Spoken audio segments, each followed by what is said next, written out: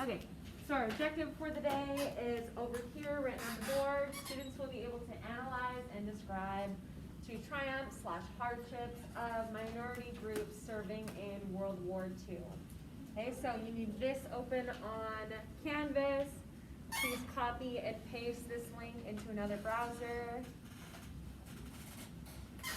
When you say the quote in our own words, is it like the paragraph one, or you just like go to the quote and our words and then the paragraph from where it was from? So that means kind of like if you get a sentence information or like a fact from a reading, you could either put it in quotes and say, you know, from the reading, or you can introduce it and then put in the quote, or you could put it in your own words.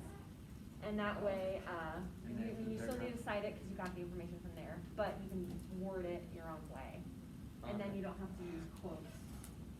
Like here, it would be quote, quote, quote, quote.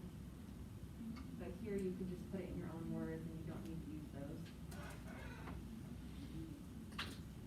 All right, so we are going to watch a short video. We're going to pause halfway through and do a poll. So you should see something like this from that link that you used.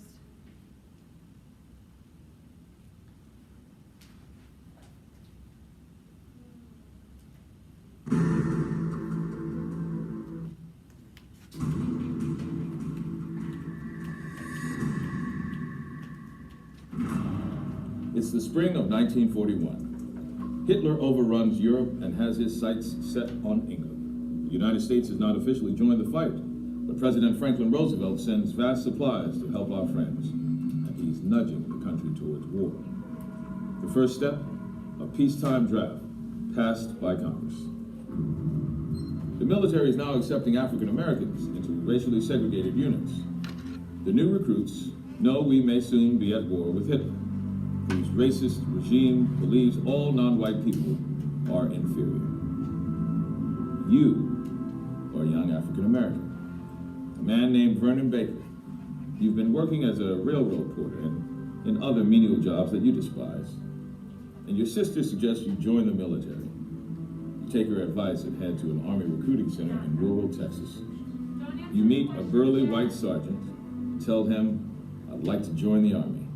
He replies, "We ain't got no quotas for you people." You leave quietly, but you're furious. You want to serve your country just like thousands of other patriotic Americans, but you've been humiliated. Will the racist actions of one sergeant make you shun the military altogether? What would you do? Would you try to enlist again? Or would you decide not to enlist and serve only if drafted? Okay, so this is where you should be answering on the poll. Would you try to enlist again, or would you give up and only serve if you were forced to be drafted? Okay, so I'm going to give you 2 minutes. So yeah, you should either have the option to press A or B.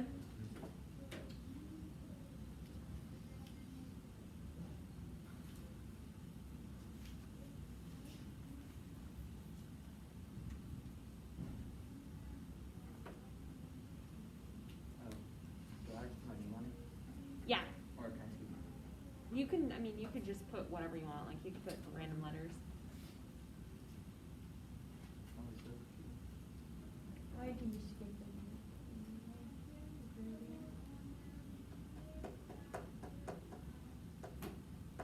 Okay. 10 more seconds. Get in your decision.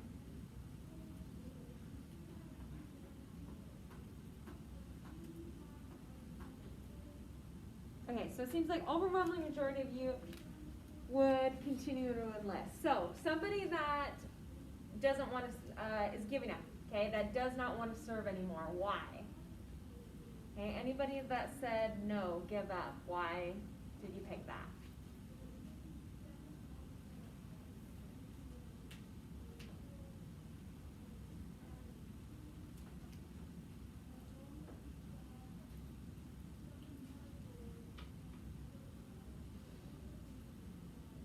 Mikey, what'd you pick? But to need to enlist. Why? Well, like, he always wanted to go to the army, so like in his perspective, I probably would like give up. Cause like I don't, it's a little racist. Yeah, I would have given it too, you know. You would have given up? No, I wouldn't, You wanna, why not? you know. Because if you let one thing, one racist thing bring you down, what else you gonna do? All you do is just back down after someone says something And racial. it's a challenging life, which I would take. Racism is Challenge. And then you like, depending on the area, like you see people, they don't, you know, see people when you drive to the occasion, their faces. Okay, so your sentiment is, why let this one person, this one enlisting recruiting officer bring you down? You can still go and serve your country and make a difference. Yeah.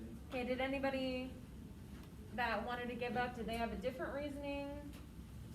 They have another point of view, why they wouldn't wanna do this? Edgardo, what did you say? Why? Because why would you want to fight for a system that is literally aiming for you to fail? Like that's weird.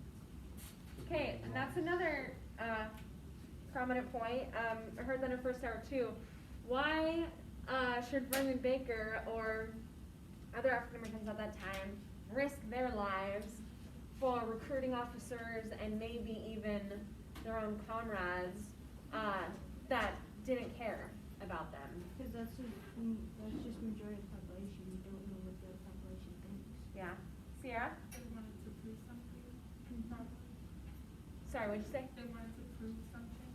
Yeah, that's a good reason why Vernon Baker Even probably doing something someone continued. tells you they can't do, you can change by just doing that one thing that someone says you can't do. Exactly. All right, thank you guys.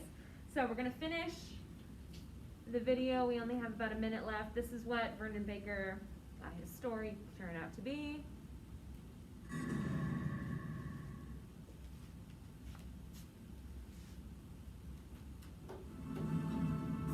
Here's what really happened.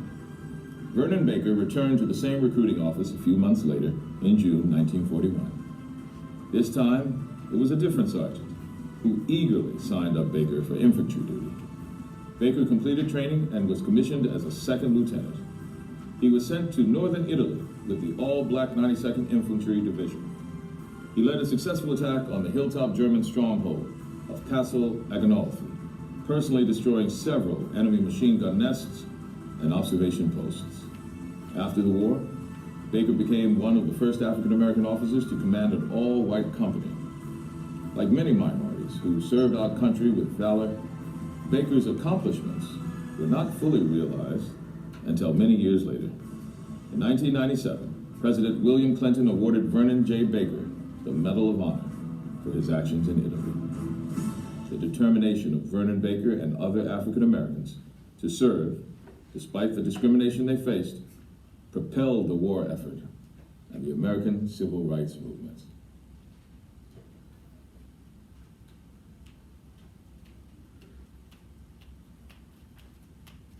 All right, so we're gonna take a look at kind of the state of civil rights at the time.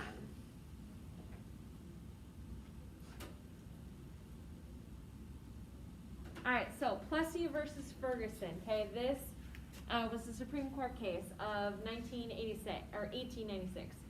Okay, does anyone remember what that was? Plessy versus Ferguson. What did that rule?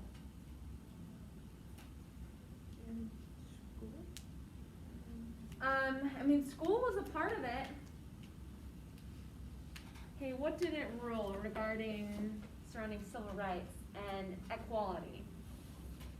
Oh, it had separate things for whites and blacks in schools. Okay, so Plessy versus Ferguson was the really justification and like solidification of separate but equal. That was the driving point of that. That they could have separate drinking fountains or buses or schools or whatever, okay, as long as they're equal, it is fine. It is, it's good. Okay, and that was in 1896. Okay, World War II is going to be 1939 through 1945. Shortly after that, we have Executive Order 9981, and this was to finally end segregation in the armed forces.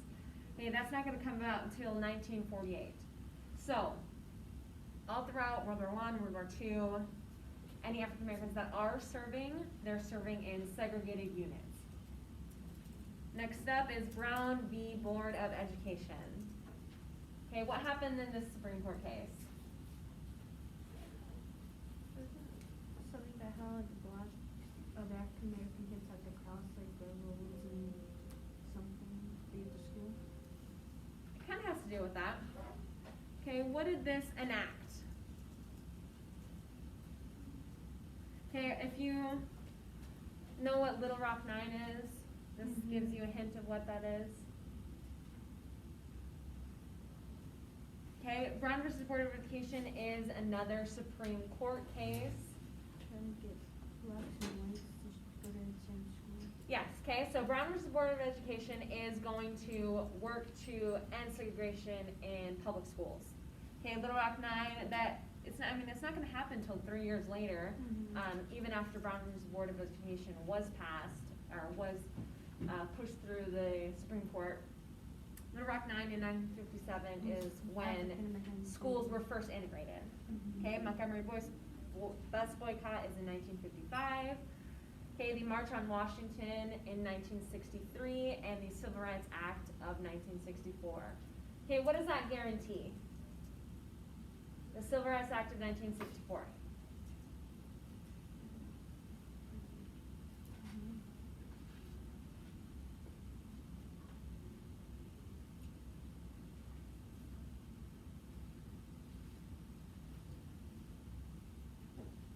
And not only, this is not just about race either, the Civil Rights Act of 1964. Okay, it has some other things to do with it. What does it guarantee citizens of the United States? The right to vote. Well, I mean, it kind of has to do with that. Okay, what does this secure for all United States citizens?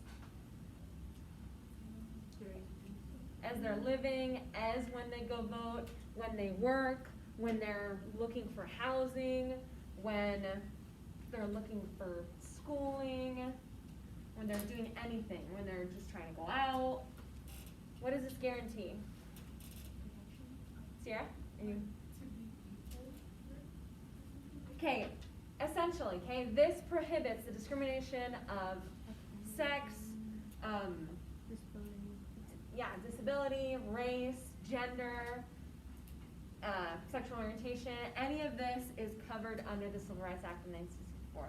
Okay, this also is kind of called like the Housing Act, but it eliminated any discrimination that people could face when they're trying to get a job, when they're trying to get, they're trying to move into a certain neighborhood or apartment. So this is the state where we're at, okay? Video, Vernon Baker is dealing with this in 1941, okay? And true protection against discrimination is not gonna come for over 20 more years. So, go back to the module. You guys are gonna be working on 2 different readings today. Okay, our objective for the day is for students to be able to analyze and describe 2 triumphs/hardships of minority groups during World War II. So there are 2 different readings. Okay, we have an overview essay that's about 2 pages, and we have a bit of a biography on Vernon Baker. So you can read through either of these or kind of skim over both of them. You're gonna write 1 to 2 paragraphs detailing this objective.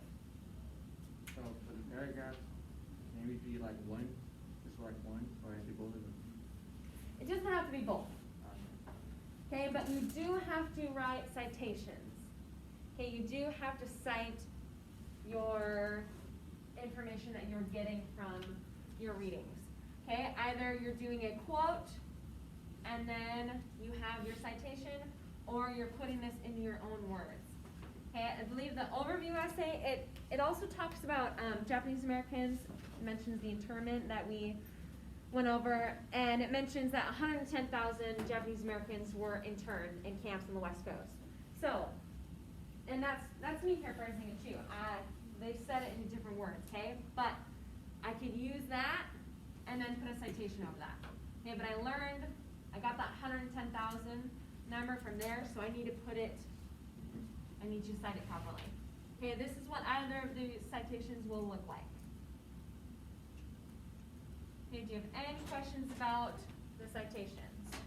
Okay, if you're introducing a quote, you could say, for example, one triumph that this minority group experienced was, quote, put it directly, what the text is saying, end quote, and then citation, period, done. And then you'll do an explanation sentence. So, sorry, sorry guys. Thank you. All right, you're gonna have about 10 minutes to go through these readings.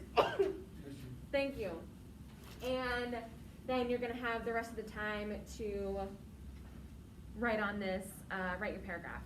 Okay, in 10 minutes, I'm gonna check in. I'm gonna call on a couple of you to see what triumphs or hardships you have found throughout your reading. So be ready to share at least one of those things.